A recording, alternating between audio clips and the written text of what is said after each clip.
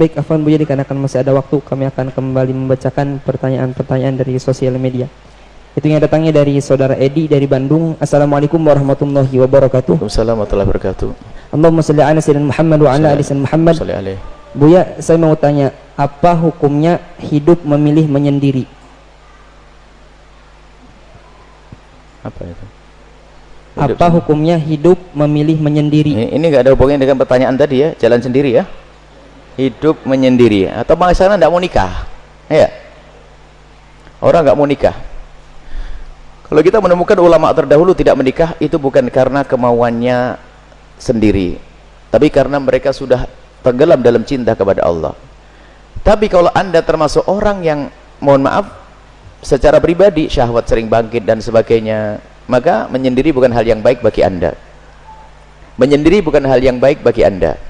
Jadi menyendirinya maksudnya kalau Anda tidak menikah, itu dilihat kondisi Anda. Jika ada jaminan bahwasanya kalau Anda tidak menikah semakin dekat kepada Allah, bukan bermaksiat urusan syahwatnya, dan juga di saat tidak menikah, Anda tidak melanggar Allah, dan tidak menikah Anda semakin dekat kepada Allah, maka tidak menikah saat itu adalah lebih bagus. Di saat, nah ini ada tambahannya, dalam dugaan Anda kalau menikah Anda malah bikin masalah. Sehingga hukum nikah itu kan ada 5. Hukum nikah itu yang pertama adalah wajib, kemudian adalah sunnah, bahkan ada yang makruh, ada yang haram, ada yang boleh-boleh saja. Jadi ada orang nikah haram loh ya, biarpun nikah kan ini sunnah Nabi, an nikahu sunnati, nikah adalah sunnahku, maksudnya apa? Yang pernah dilakukan Nabi. Tapi tidak semua orang nikah wajib loh ya.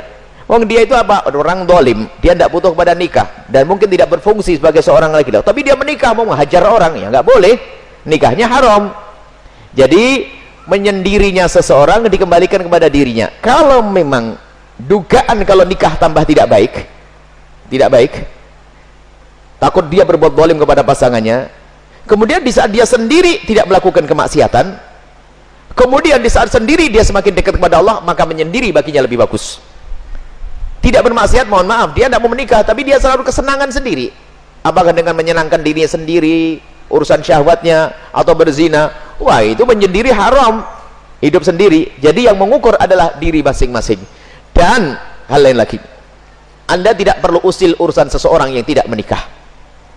Karena orang tidak menikah itu banyak alasan. Ada alasan seperti Rabi'ah Adawiyah karena tenggelam dalam cinta kepada Allah Subhanahu wa taala. Dan hari ini pun ada orang lebih senang misalnya dengan sudah suaminya meninggal dunia, lalu dia lebih asik dengan anaknya, dan seorang wanita kadang menjadi dingin, dia tidak ada keinginan untuk menikah, sah-sah saja dia. Tapi kalau ada orang tidak menikah, Anda tidak usah ikut-ikut. Mungkin juga seorang laki-laki tidak menikah karena ada kekurangan dalam dirinya, dia tidak bisa mungkin menggauli suaminya, istrinya nanti. Atau seorang wanita tidak mau menikah karena telah ditemukan dirinya sesuatu yang mungkin suaminya tidak bisa menggaulinya, seperti al-qarn atau rotak misalnya, ada tumbuh daging di tempatnya itu, ada tumbuh tulang sehingga tidak bisa melayani suami, dia merasa malu, tidak ingin menikah, boleh, sah-sah. Jadi pertama apa? Nikah urusan pribadi Anda. Di sisi lain Anda pun tidak boleh memaksa orang lain menikah, tapi hendaknya semua sadar, jika khawatir masuk ke haraman, maka nikah menjadi wajib bagi Anda.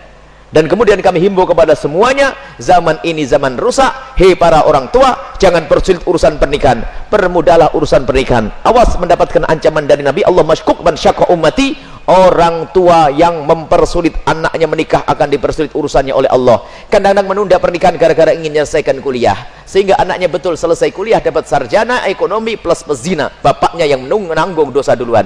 Nikahkan sambil belajar. Bahkan di sini khususnya di Al-Bahjah, kita harus punya keyakinan bahwasanya pernikahan tidak akan mengganggu karir, pernikahan tidak boleh mengganggu belajar. Boleh Anda menikah, setelah itu ngejar karir. Kalau Anda nunggu jadi jenderal baru nikah, kayaknya sampai perubahan baru dapat istri nanti ya. Jadi Anda menikah sambil belajar. Anda nikah nginiti karir, Anda menikah yang penting Anda takut haram, takut zina. Itulah kemuliaan Anda yang sesungguhnya. Wallahu a'lam bishawab.